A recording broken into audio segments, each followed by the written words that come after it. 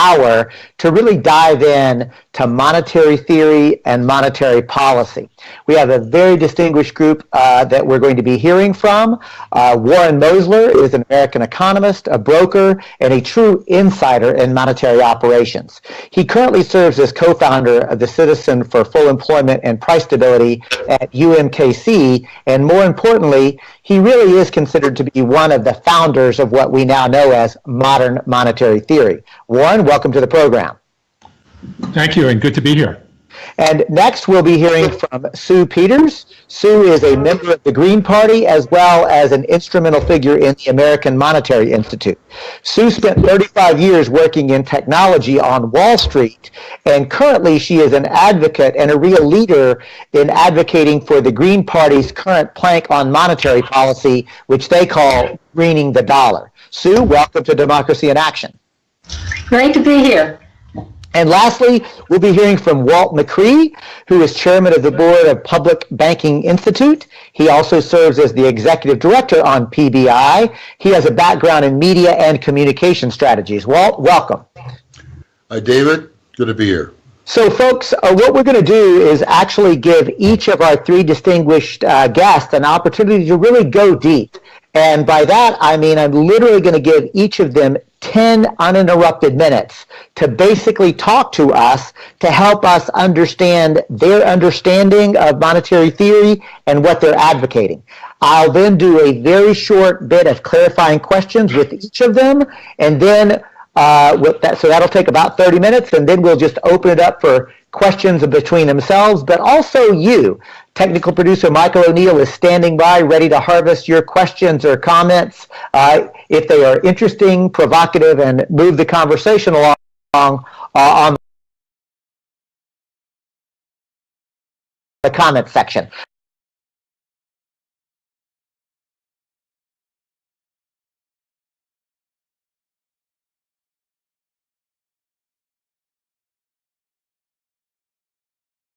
So with that,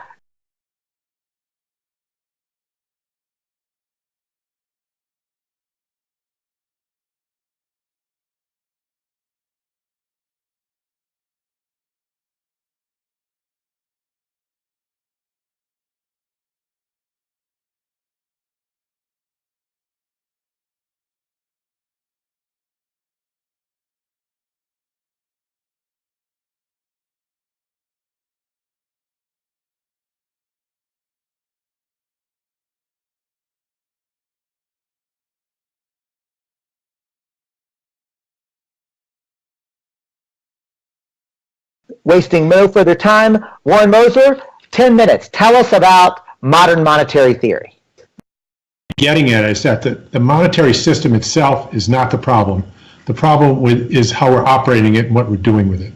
So let me give you a few basics that MMT goods and services. Okay, now, government spending and taxing and borrowing consists of nothing more than crediting and debiting accounts at the Fed. What does that mean? When the government spends money, the Treasury will direct the Federal Reserve to credit the account of whoever they're trying to pay, whoever the bank is. What does that mean? When you credit an account, all you do is change the number in the account to a higher number. If there was $5,000 in the account and you want to add $3,000, you change the $5,000 to $8,000. You change the 5 into an 8. That's all you do. You don't hammer a gold coin into the computer or take a bundle of somebody's cash and try and shove it in there. You just change the number higher. And when you tax somebody, all you do is change the number to a lower number. You don't get anything. There's no ATM where money pours out into the Treasury. All that the IRS does is change the numbers down in your account when they tax you, and all the Treasury does is change numbers up in your account when they spend and pay you. Okay. Now, very important, number 3 here. The funds to pay taxes and the funds to buy government bonds, where do they come from? Okay, they come from the government, unless they're counterfeit. And we all know there are severe penalties for printing up your own money. You're not allowed to do that. So all the funds to pay taxes have to come from the government, which means under close examination, and everybody in the Federal Reserve knows it, I've interacted with the staff for 20 years, they all know that the government has to spend first, and then collect taxes or spend first and then borrow. They are not borrowing to get the dollars to spend. They are borrowing, first they spend and then they borrow the dollars they've already spent. And I'll get into that more a little bit later, okay? And what this means, number 4, is that spending is not operationally constrained by revenues. The revenues coming in, the taxes that you're subtracting from people's accounts do not control your ability to spend, because spending is just changing numbers up. In fact, the person who changes the numbers up at the Fed doesn't even have the phone number or the email of the person changing the numbers down. They're completely independent operations. Excuse me here. Okay. So why are we taxing? Taxation creates a need for the thing you need to pay the tax. Call it a tax credit. Okay, so when you slap a tax on everybody's house, now everybody needs whatever it is it takes to get that tax paid, or they're going to lose their house. They need that tax credit. And in the United States, taxes are payable in dollars. Dollars are the tax credits here. And so what taxes do is they create people who are willing to sell goods and services, willing to go to work to get the dollars needed to pay taxes. What do we call people looking for dollars, looking for money, okay, who are willing to work for it? That's called unemployment. Unemployment is people looking for paid work. It's not people looking to volunteer at the Heart Association, okay? It's people looking for paid work, and that's what taxation creates. It creates people looking for paid work for the further purpose of the government now being able to spend its otherwise worthless dollars to hire those people to provision the government, okay? Any residual unemployment means that the taxes created more unemployment than the government wanted to hire. The tax might have created 20 million unemployed, and the government only hired 5 million people. It left 15 million people unemployed. They obviously had a mismatch, okay? The purpose of the taxation is to create people looking for paid work so they can hire them. Okay, they either have to spend more and hire everybody who they became unemployed because of the tax, or they have to lower the tax. Either one will work. Now, let's look at what the public debt is. And I'm rushing through this because I have 10 minutes for a 6-hour presentation. Okay, the public debt, what is that? Those are the dollars spent by the government that have not yet been used to pay taxes. The government spends dollars, they go into your bank account. Only one of two things can happen. You can pay taxes and they're gone, or you don't pay taxes and they're still there. And if you buy something, they're in the next guy's account or the next guy's account. But they stay in the economy until they get taxed away by the government. Okay? All the dollars the government has spent that it hasn't yet taxed, we call that the public debt. Now, why is it debt? It's because it's for accounting purposes a liability. It's a tax credit. Outstanding tax credits that haven't been used, the accountants call that debt. Okay, there's no other reason. And so, again, those dollars remain outstanding in one of three forms. When you first get paid, they're in somebody's checking account. Those can be exchanged for cash, or they can be exchanged for treasury securities. Again, after the government spent the money, some of it can be exchanged for treasury securities. Treasury securities are simply savings account at the Federal Reserve Bank. You give them, when you buy a treasury security, you give the Federal Reserve Bank your money, and they give it back to you later with interest, just like any other bank, except instead of calling it a savings account, they put a fancy name on it. They call it a U.S. Treasury security.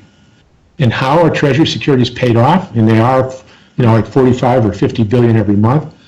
It's very simple. The Fed shifts the dollars back from the savings accounts at the Fed, called treasury securities, to checking accounts. The debt, part of the debt is paid. And there are no grandchildren or taxpayers in the room when that happens. It's a monetary operation. It's not a funding operation.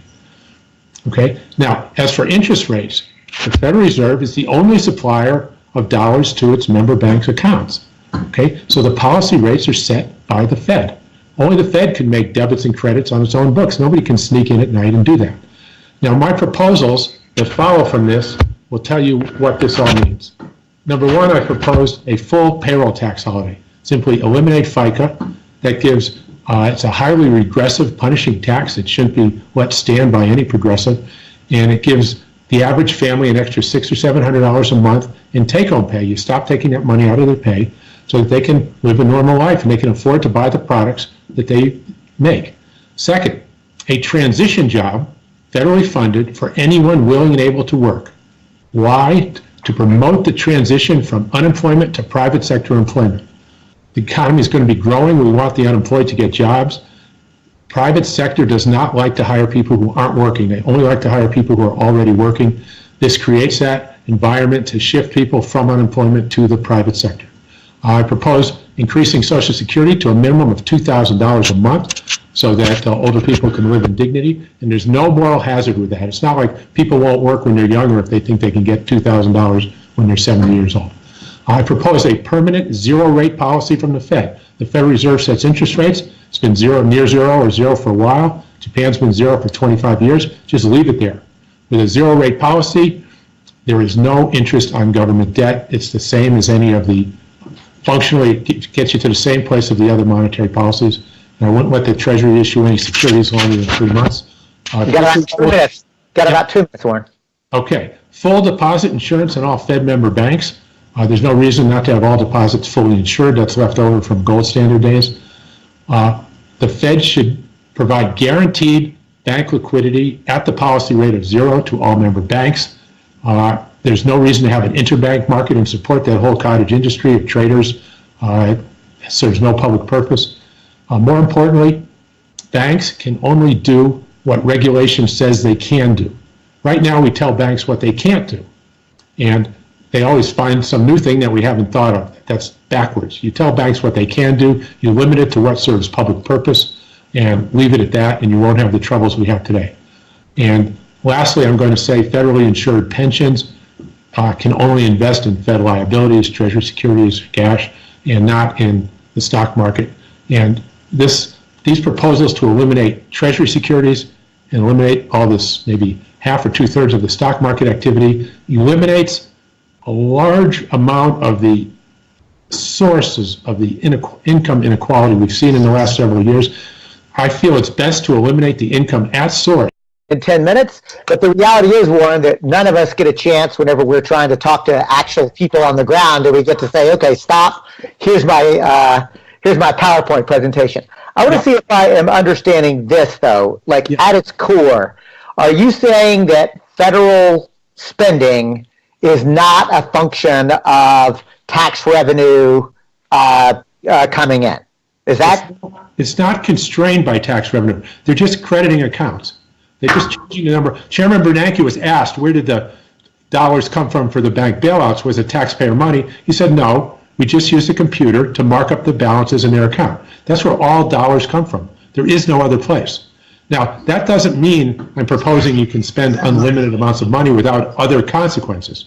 There can be serious consequences for overspending, but the consequences are not bounce checks from the government. We're not going to turn into Greece, and we're not going to face default, or we're not going to be down on our knees begging China for dollars. That is complete nonsense. Okay, the long-term financial risks are primarily inflation. Okay, so I just wanted to make sure that I understood that. So yeah. I do want to now thank you very much. That was, in a nutshell, folks, modern monetary theory. I'm now going to turn to Sue Peters to ask her to give us the perspective from the American Monetary Institute. And Sue, you've got 10 minutes. Let me turn my timer on. Okay. Hello, David, Walt, Warren, and the audience. I am really glad to be here and to add some understanding of our money system. I'm a member of the Green Party, a member of the American Monetary Institute, and I am also a member of a group of Greens that have created the website greensformonetaryreform.org. We created this website to educate Greens and others about a wonderful monetary reform plank in our Green Party U.S. platform called Greening the Dollar. Before I explain how Greening the Dollar came to be, let me say a few words about the need for monetary reform. The nature of money and the money system excuse me, is not taught in our schools or discussed in our media. This confusion of what money is and from where money comes does a disservice to all of us because our current monetary system is the root cause of major injustices in our society. such as siphoning our wealth to the 1%, while poverty greets more and more of our people. Whoever creates a nation's money has great power to do good, such as funding single-payer health care, or great power to do bad, such as funding corporations that privatize our public services.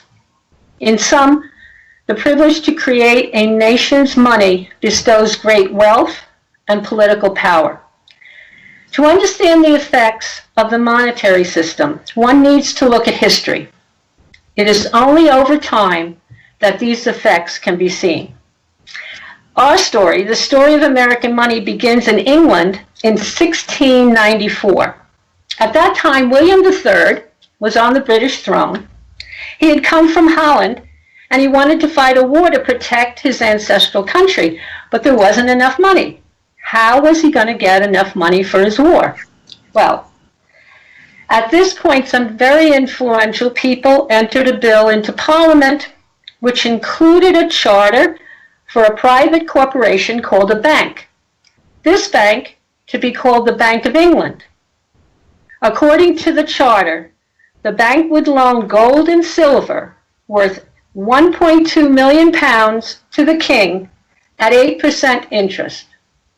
But in addition, and this was the hidden surprise, the bank was to receive the privilege to print its own private banknotes, another £1.2 million worth, and loan these banknotes out at interest, not to the king, but to the public.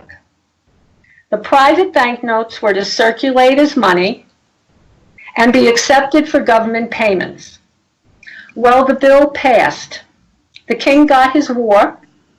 The nation got the beginning of a permanent national debt.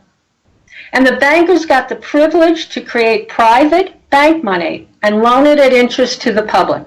And of course, the first banknotes were taken into Parliament to bribe the politicians.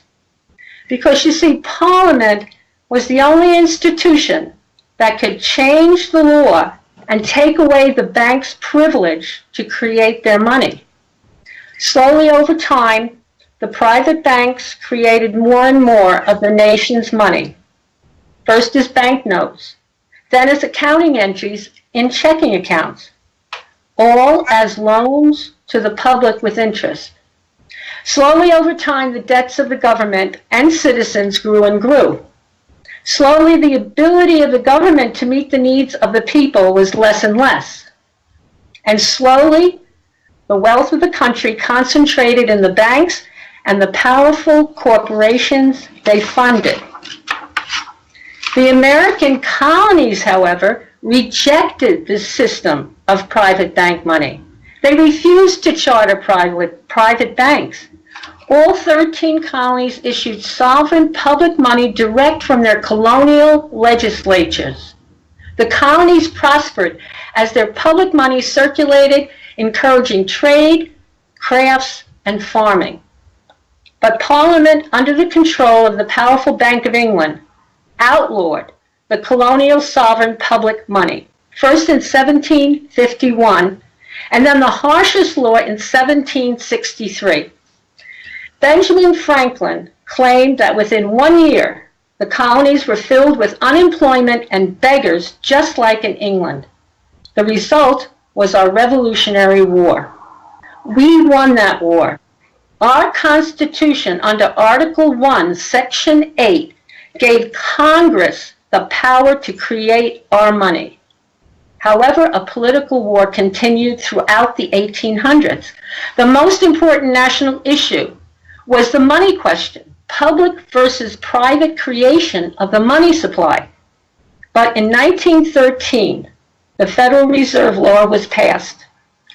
This law created 12 Federal Reserve banks, again with a misleading name, making them appear to be part of the government. But every single share of these 12 corporations is owned by their private member banks with names like Citibank and JP Morgan Chase. And again, this law had a hidden surprise.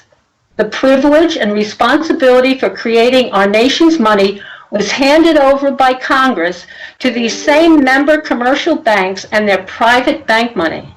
Well, what has been the result for our nation? Funding of 2 world wars and today's perpetual wars. A permanent national debt now close to $20 trillion. Numerous financial crises. The most extreme, the Great Depression, and then the collapse of 2008, where 10 million families lost their homes. Massive inequality and poverty, where the average U.S. household owes more than $16,000 to credit card companies. And the funding of multinational corporations to create cheap products through cheap labor, eliminating American jobs and reducing our living standards. And remember, the bankers have taken their bank money into the halls of Congress and bought off our politicians. But there is most definitely a solution for our nation, which overnight converts the bank money to sovereign public money. In this solution, everybody's money is maintained safe and secure, and all debts are payable. Please look at our website, Greens for Monetary Reform, which explains the Green Party monetary reform plank. This plank was based on the work of Stephen Zarlanga and the American Monetary Institute. In 2008, Missouri Greens made it part of the party's platform with their help. The reform went through 3 years of legal review in Congress and emerged as the NEED Act and the National Emergency Employment Defense Act. Dennis Kucinich courageously introduced this bill to Congress in 2010 and 2011. It is the first plank of the Green Party platform to be made into an actual bill in the U.S. Congress. The website will explain the problem of private bank money, the solution of sovereign public money, and the elegant transition from private to public system. The History tab offers you learning materials for Stephen Zarlanga's book, The Lost Science of Money, which was foundational for both the Green Party, Greening the Dollar plank, and the NEED Act. Let me conclude with describing Greening the Dollar and its 3 parts, and all 3 parts have to be implemented at the same time to keep the power of the creation of money in the public hands. Number 1, the government buys all the shares in the 12 reserve banks, putting them in the U.S. Treasury. Number 2, private commercial banks are no longer allowed to create money. This is accomplished by a change in federal accounting rules. And number 3, Congress creates our sovereign money, spends it for our public needs, and in the process creates tens of millions of good jobs. I end with a quote from one of the students from the Lost Science of Money class. This is what he said. What we use as money is created by private commercial banks whenever they make a loan and charge interest. This is capitalism's most essential feature and completely missing from the study and definition of capitalism. Thank you all very much. So, Sue, I want to make sure, just as I did with Warren, am I understanding, according to the American Monetary Institute, as well as the Greens at Greening the Dollar, you're calling to nationalize the Federal Reserve, and is that basically right, or at least Yes. one part of it? Right. And Yes.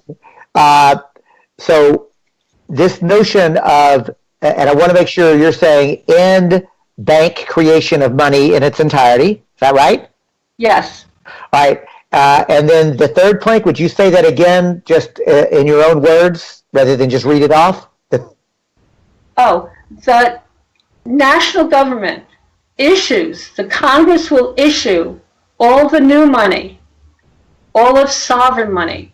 It's money without debt, without interest. It's an asset to our country and our nation, and it spends it in to the economy.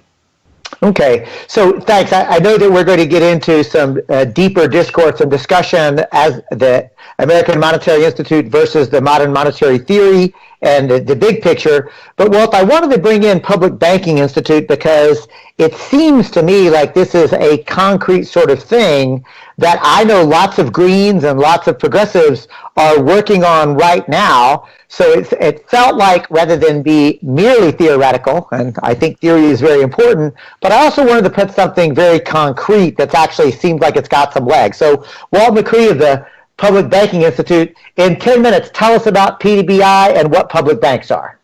Okay, thank you. Thanks, David and Susan and Warren. Really enjoyed listening to both of them talk about where money has been, how it's been understood, and also what a kind of a mysterious realm is being created around its management and its creation.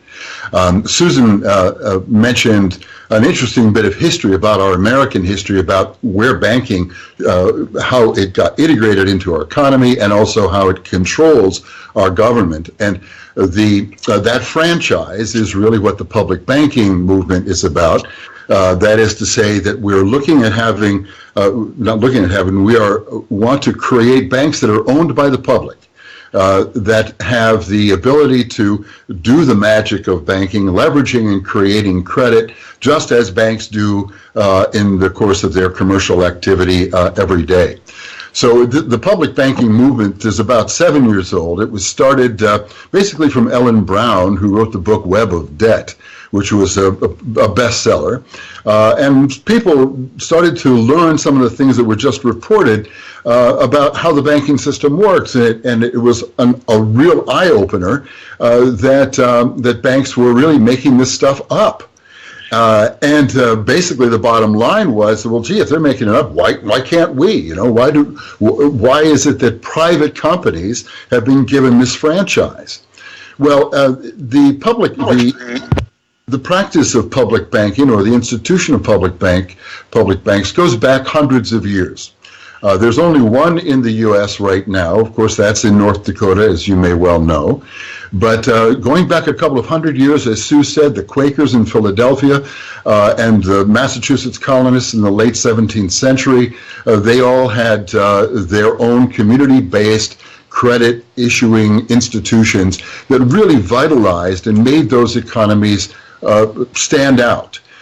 In fact, Franklin, when Franklin went to England, they asked him how things were. He said, things are great. You know, what do you mean, how are things great? People are living in squalor here in London. Well, you know, we give them money. You know, we issue people money so that they can build their houses and start their businesses.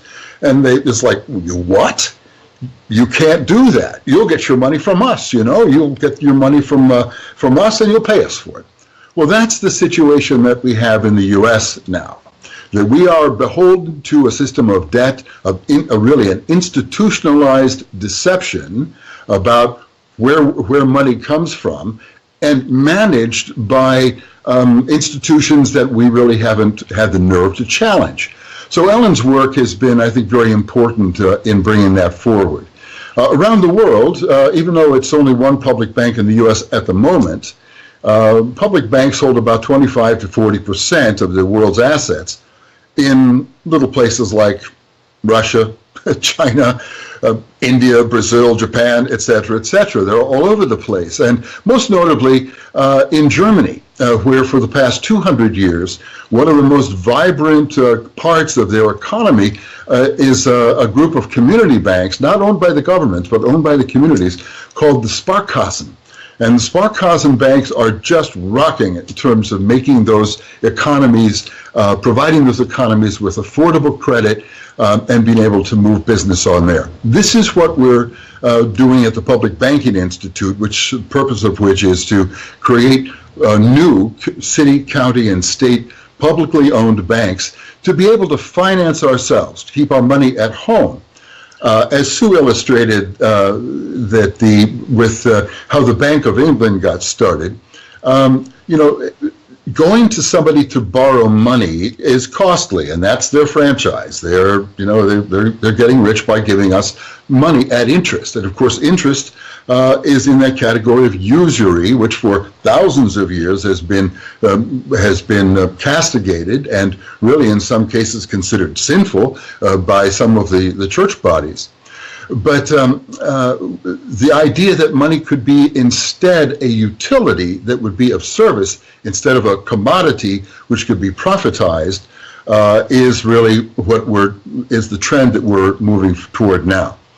So a public bank employs the same sort of leveraging of capital into the economy that our current banking system does. It's a fractional reserve application. Using the magic of banking to be used for the public interest instead of making profits for private interests. Canada has a central bank that is a public bank. A beautiful example of how well it works. When the Bank of Canada was started in the mid-30s, they built the St. Lawrence Seaway, the Trans-Canada Highway, they financed World War II, their education system, their healthcare system, with very, very little debt. And it wasn't until the 70s when the Bank of International Settlements, the central bank of central banks, came to them and said, look, if you guys want to play in the new global economy, you're going to have to stop issuing money to yourself at no expense, at no cost, because this is what banks can do. You're going to have to start borrowing it from the banking cartel. And that's where we find ourselves today, living in a world of debt on top of debt on top of debt, a trajectory, a hockey stick trajectory of debt, which of course is very similar to the hockey stick of profiteering by the smallest minority of capital interests in the state. The systemic problems that underlie the 2008-2009 financial crisis have not been resolved, despite we've had our 8 years of regulation and reform. A lot of people were expecting this to occur again, that we're going to once again be caught up into this house of cards, which is the banking cartel. But the important thing that we see here is that people realize that new money is created when banks make loans. New money is created when banks make loans. Out of the blue, okay? It's basically an accounting system, as Warren said. It's a matter of changing digits on a ledger of liabilities and assets. So we feel that we can eliminate that systemic risk, the risks of the biggest banks, while preserving the essential benefit, the functions that are needed to stimulate and build our economy by turning these banks into public utilities instead of private institutions. So there are some new technologies that are coming around. Blockchain, of course, distributed ledger capabilities will transform banking in coming years.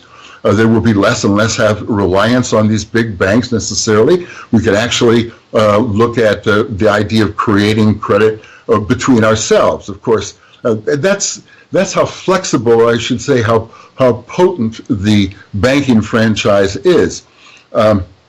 Hyman Minsky said that it's anybody can create money. The trick is to get it accepted. I could give you something and say, sure, I'll accept that. A little bit like barter. But if anybody can do that, then people can do it. Cities and counties and states can do it.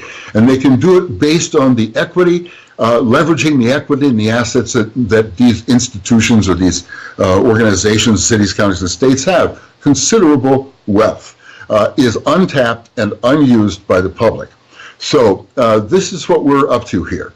We want to move the understanding of municipal finance and state finance into the institutional position of being able to have your own bank, so that we can do things like infrastructure financing, like the Bank of North Dakota does at 2% interest.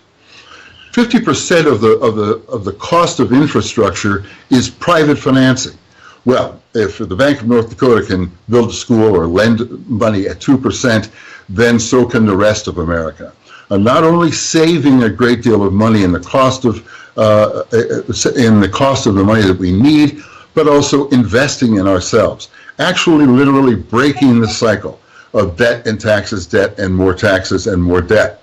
Instead, we can, by paying ourselves and borrowing from ourselves, we can invest and create new equity and really transform the way that we're going about financing America, which is why we're naming our national conference in September, the Public Bank Solution, Sustainable Funding for America's Future.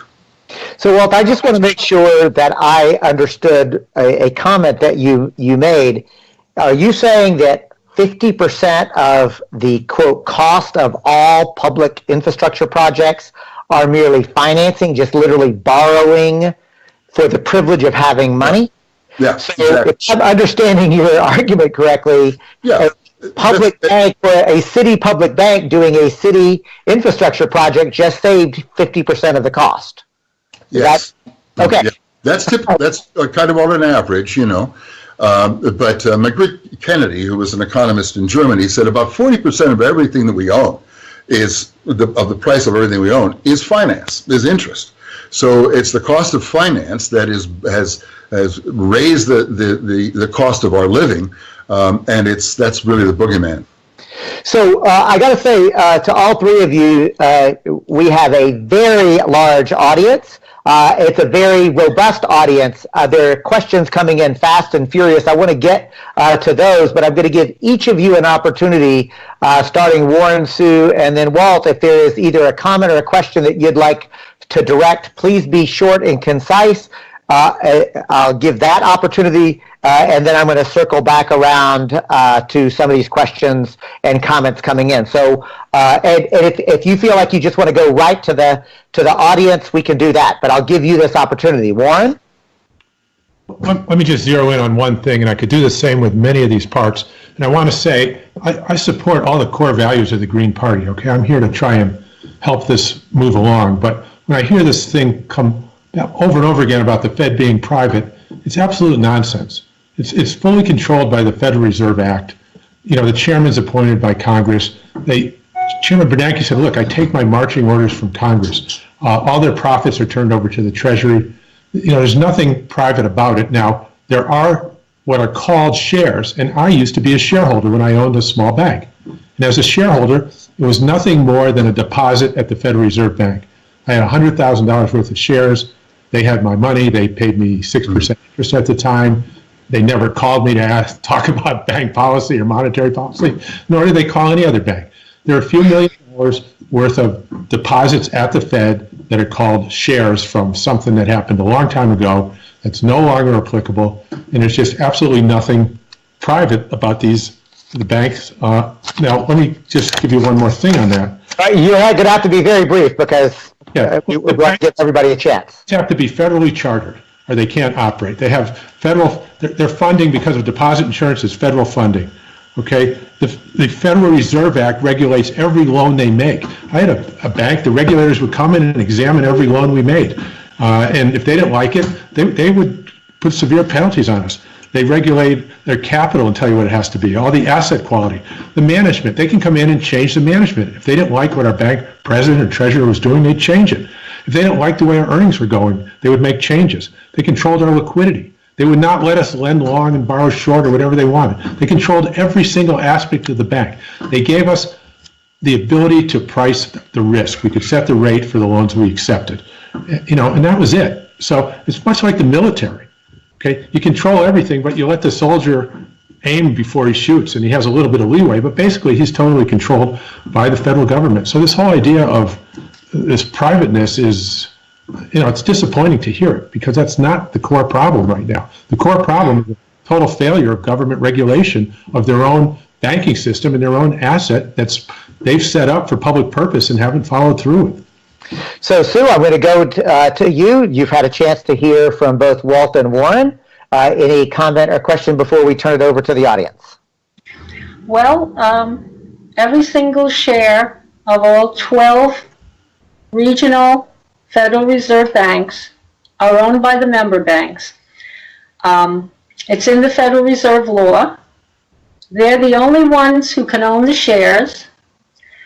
The presidents of those Federal Reserve banks sit on the Open Market Committee in the New York Fed. They sit on the Advisory Committee, which meets 4 times a year. If I wanted to leave my retirement and go get a job on Wall Street again, I could apply to the New York Federal Reserve Bank right here in New York, and I would be a private employee. I would not be a public employee. Okay. So, Walt, I'll turn to you again before we go to the comments or questions that are streaming in. Okay, well, just quickly, I would also point out that Ellen Brown, our founder of Public Banking Institute, was the candidate for the Treasury for a Green Party candidacy. And of course, Jill Stein and the Green Party has a platform supporting public banking.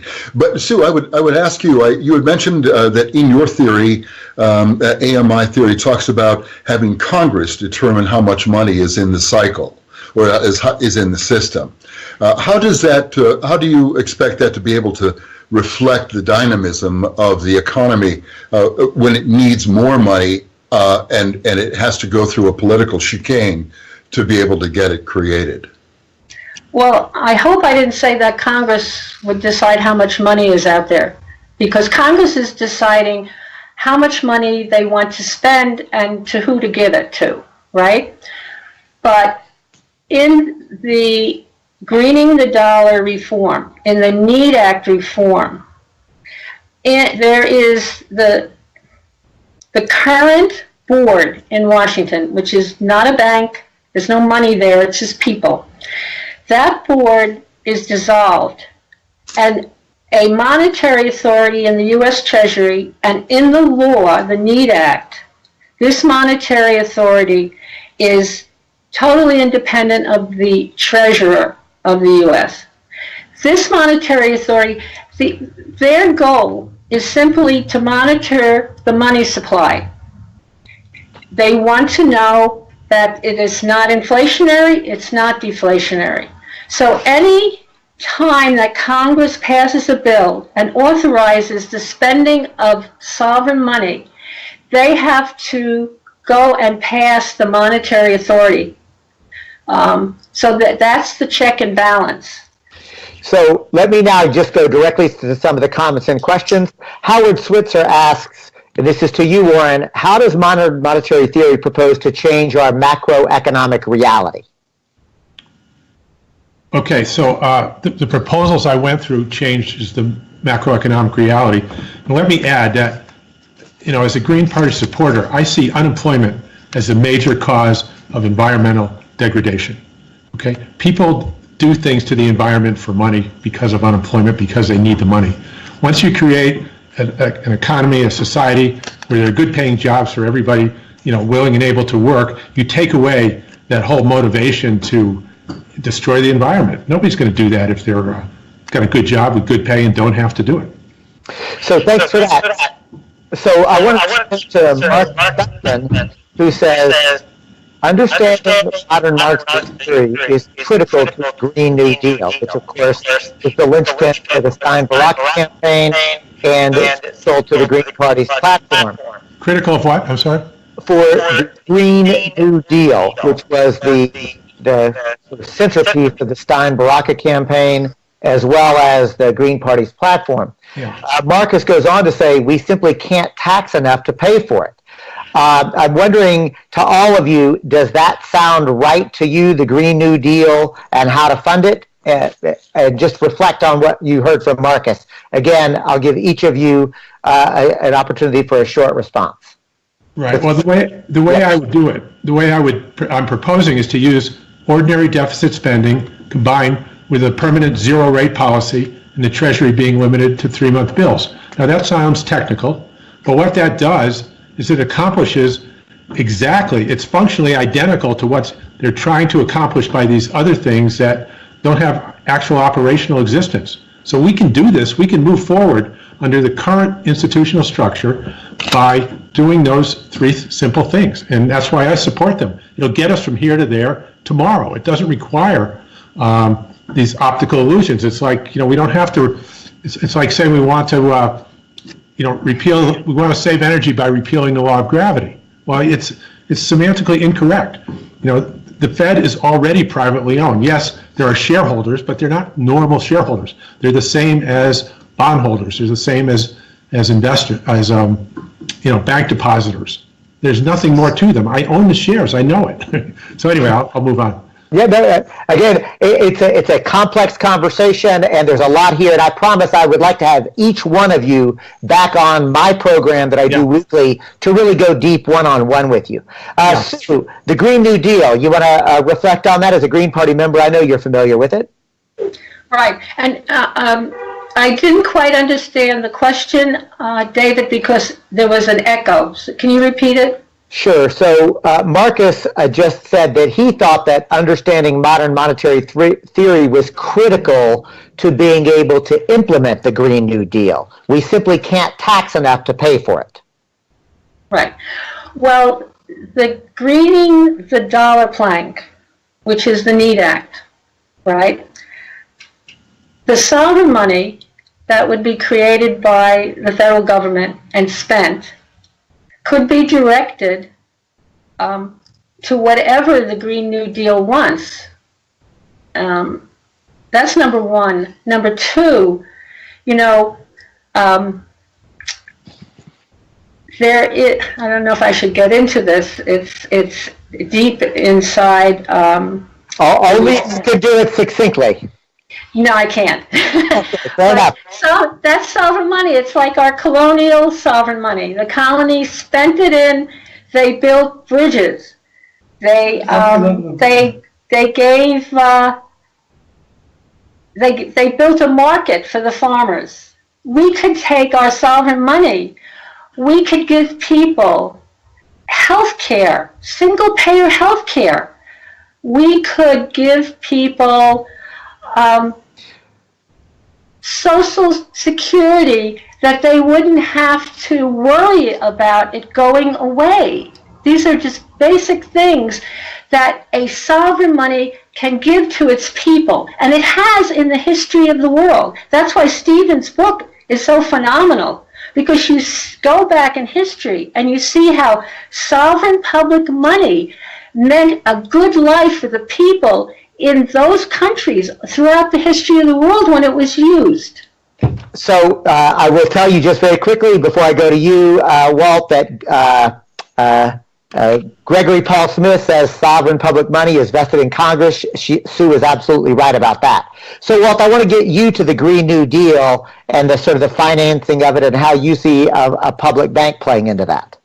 Well, I think that Sue speaks and Warren speaks of the myth that we're living in, that the money is scarce, that we have to go out of our way to scrounge it, save it, and all that stuff. And I totally, we would absolutely say there needs to be a quantitative easing for the people, in which the Fed creates, or in which we can simply spend into the economy the money that we need for infrastructure and for a whole host of the other things that are on our plate.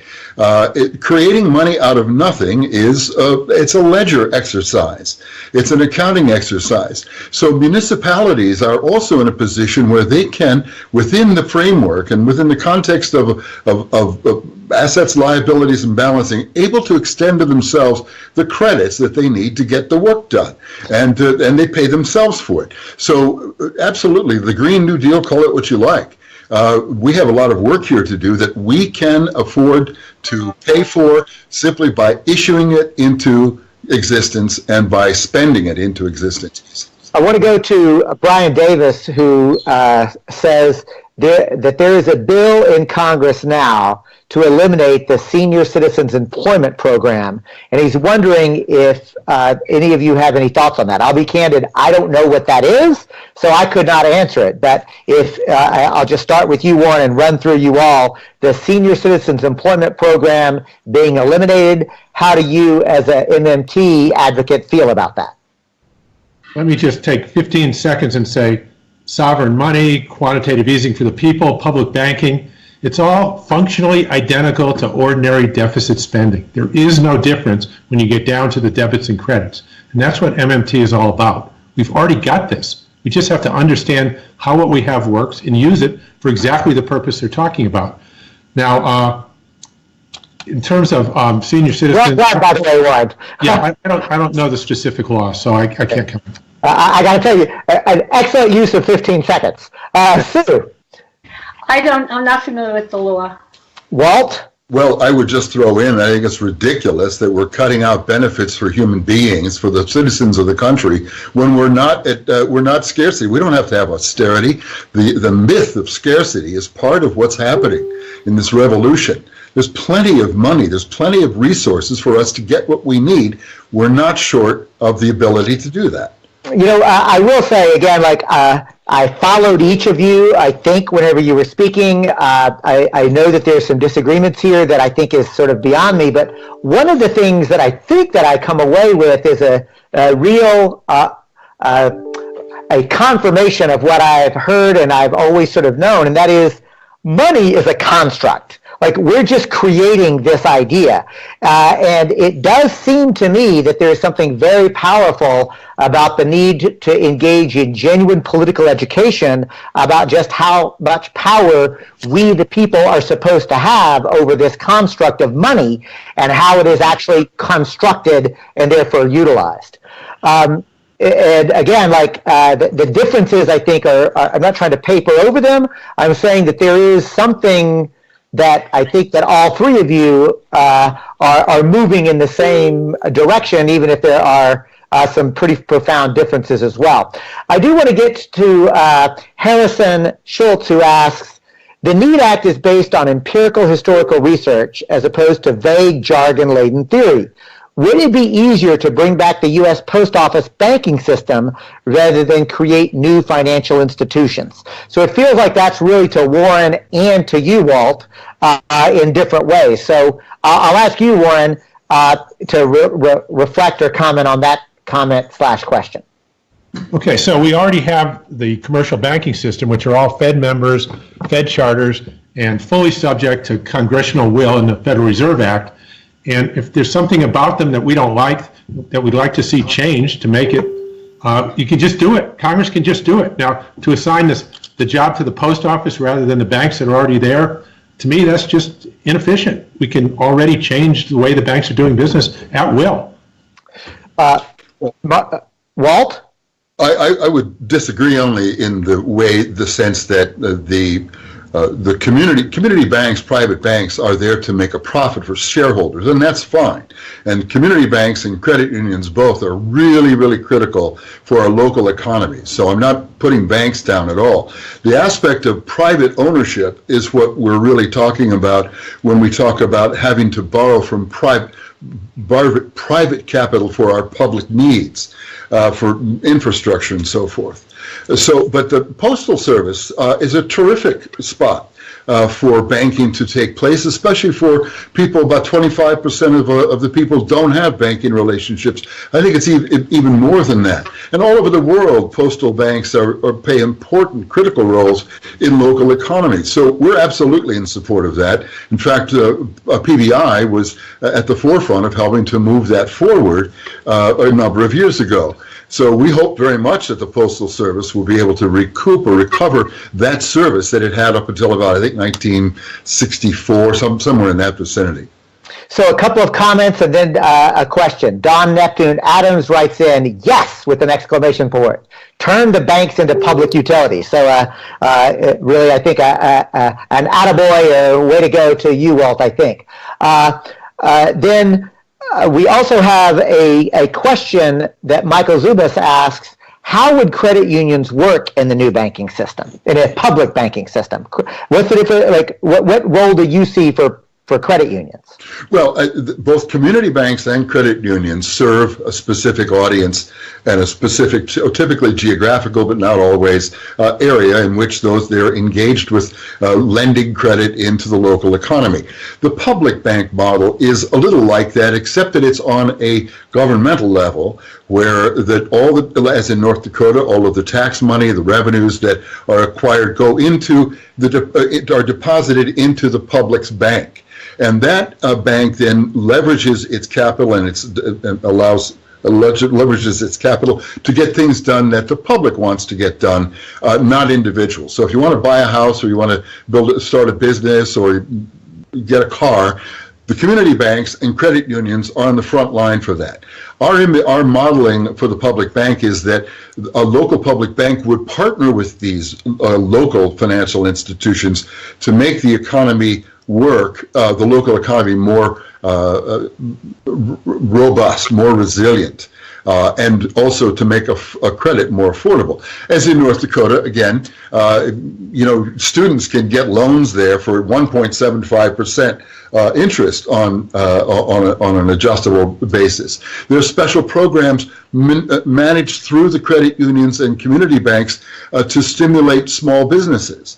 There are a host of projects like that that community banks are perfectly suited to do, but that with the partnership of a public bank, they're newly able to do it, which, by the way, is one of the reasons that community banks and credit unions in North Dakota are 3 to 4 times more profitable than anywhere else in the country and more numerous. So William George makes a comment, and then I'm going to turn to a specific question to you, Sue. William George says about, and asserts, and I confess I don't know if this is true, but he just says $500 million per day is going from our pockets to the pockets of bankers in interest, fees, and commissions in the U.S. and the United Kingdom combined. A big cause of inequality, he says. Donald Oak says, I'm all for nationalization of our banking system, but do it within our current operating system. Then I want to make sure to get to this question that's directly to you, Sue. Joseph Firestone asks, how would the monetary authority determine whether the monetary supply was sufficient to support a healthy economy while not being so plentiful that it would create inflation? So that's a question directly to you. Well, there are already in place many financial indicators that bankers, the Federal Reserve, the Treasury uses to indicate the supply, the money supply, whether it's inflationary or deflationary. So none of that is new. Okay, so listen, I got to say that questions are pouring in. We're not going to be able to go to all of them, but again, I'm going to right now request that each of you be willing to come on one-on-one with me in a normal 30-minute program, so we can really go deep, and rather than some of the back and forth that had to happen in a program like this, get a chance to go deeper. But I am going to give everybody a chance for sort of a wrap-up, thoughts, reflections, and any exhortation, URL, book, however you'd like to end your comment to our viewers. So we're going to start with you, Walt McCree. Your final thoughts in about 2 minutes.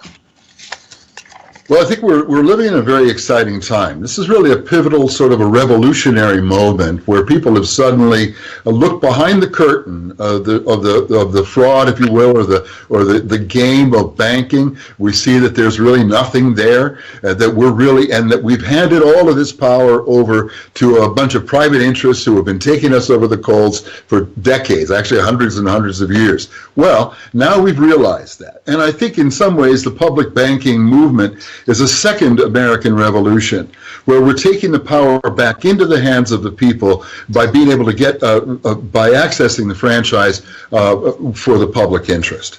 Let me encourage people to read Ellen's book, The Web of Debt, and also The Public Bank Solution, both excellent tomes, and also then to go to visit our website at the publicbankinginstitute.org. We've got activities going on around the country. Over 50 different markets are looking at public banks, cities, counties, and states. Love to have yours online. Fantastic. Thanks so much. Sue, let's go to you with some concluding comments and reflections. Okay. People should just keep in mind that greening the dollar and the NEED Act, what we want to do is we want to nationalize the money. The banks, we do not want to nationalize. The banks have a role to play as private banks, but what we want to do is make banks the same as any other financial institution. Instead of what they are now, they are driving our nation into the ground. They are raping our nation. They have that power because they have been given by law the power to create our money. And I just want to say also that people should keep in mind that the sovereign power to create money is decided in law. It's in the law. And also I want to say that people should really look at our website, greensformonetaryreform.org. We've worked very hard at it this year, and I think it has a lot of really basic information for people. Thank you. Wonderful. And now let's go to you, Warren Mosler. Yes, I'd just like to conclude by saying, I'm a supporter of all the core values of the Green Party, and, I'll offer my support in any way you'd like to try and, promote that. So, and thank you very much for having me on the show. Thank you very much, Warren. So what I'm going to do in sort of as a final wrap-up is to actually invite each of the three of you and the many people that you clearly have inspired, because again, we're still getting comments and questions that are coming in. But I have the privilege of working with a group called the Liberty Tree Foundation for the Democratic Revolution, which convenes a democracy convention every couple of years. It's a series of conferences on individual sectors that is sort of an interdisciplinary approach to building systemic political power in a democratic way. It transcends political parties. It transcends so much. But I would love to go deeper and invite each of you to participate in, and I have this vision of each of you doing a workshop at the Economic Democracy Conference within the Democracy Convention, and then ultimately put you all on a panel to sort of, in a public way, let you talk to each other about this. Because I know I am a student of monetary policy. I'm learning from you and people like you. I know I've got a lot more to learn, so I really want to make sure to invite you. It's August 2 through 6th in Minneapolis, Minnesota. Go to the website democracyconvention.org, and Warren, Walt, and Sue, I'm going to be following up with each one of you. And again, I want to thank you all three very much for a rich, valuable conversation. Good night. Great, good night. Right, thank you. Thank you.